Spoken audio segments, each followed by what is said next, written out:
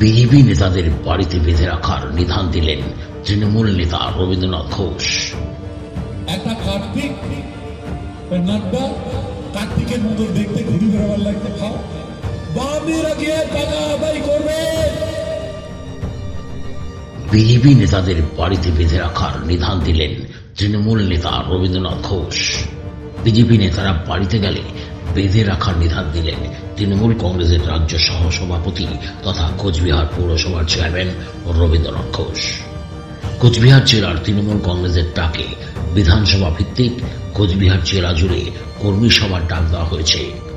বৃহস্পতিবার তুফানগঞ্জ বিধানসভার শালবাড়ি এক গ্রাম পঞ্চায়েতের শালবাড়ি হাই স্কুলের মাঠে কর্মী সভার ডাক দেওয়া হয়।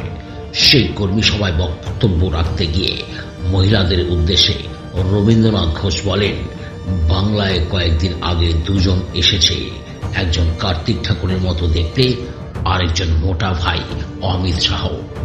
মাসান ঠাকুরের মতো ঘুরে বেড়াচ্ছে।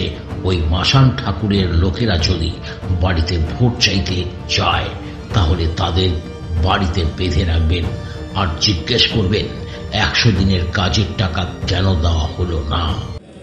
একটা কার্তিক নাড্ডা কার্তিকের মতো দেখতে ঘুরে বেড়াবার লাগতে খাও, আর একজন চায় মোটা ভাই। আমার এটা কি আছে মাসান ঠাকুর, আমরা যখন দই সুরে দিয়ে মাসান ঠাকুরের পুজো করি, ওই মাসান ঠাকুরের আরো একজন ঘুরি বেরোবার লাগছে। এই মাসান ঠাকুরের লোক বাড়ি বাড়ি আইলে বেডসার ঘর সবাই মিলে ঘিরে ধরবে, কবেন 100 দিনের কাজ পান নাই কেন টাকা। আগে 100 দিনের কাজের টাকা দেওয়া হোক, তারপর ভোটের কথা।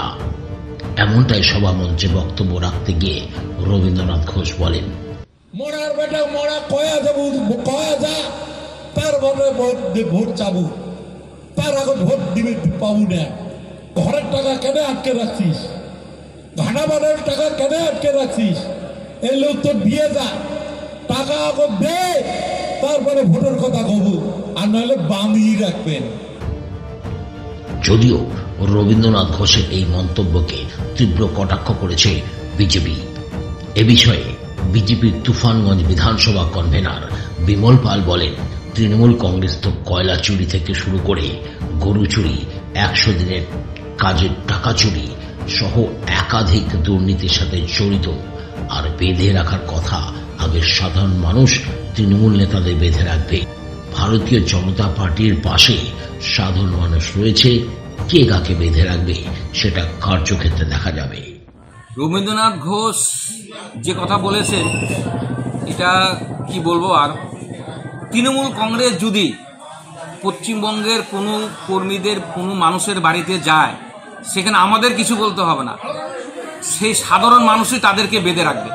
কারণ এরা চতুর্দিকে, আজকে আপনারা দেখুন যে কয়লা চোর থেকে শুরু করে গরু চোর থেকে শুরু করে এই 100 দিনের টাকা চোর, এই মানে যা পরিকল্পনা আছে, পশ্চিমবঙ্গের উন্নয়নের যা পরিকল্পনা আছে, কেন্দ্রের থেকে যা পাঠাচ্ছে সবই চুরি করছে।